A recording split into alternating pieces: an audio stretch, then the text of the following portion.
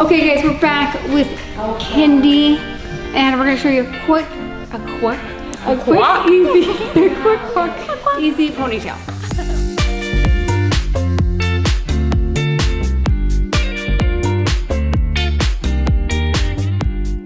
Okay, so first what we're gonna do is put her hair in a pony.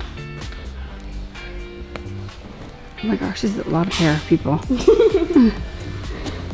Okay, then we're gonna wrap this guy around. Okay, I gotta find a bobby pin, stay tuned. So now what we're gonna do is we're gonna make another pony like so. Okay, and then we're going to split this bubble pony in half, and we're gonna pull this right through. Like, I'm sorry.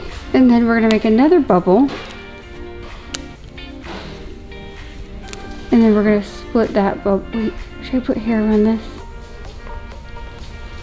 Before we do that, we're gonna go like this. Shoot, I might need another bobby pin, I'm so sorry. Okay, and then we're going to split that in half. And we're gonna go through here. We're going to do the same thing and wrap this around.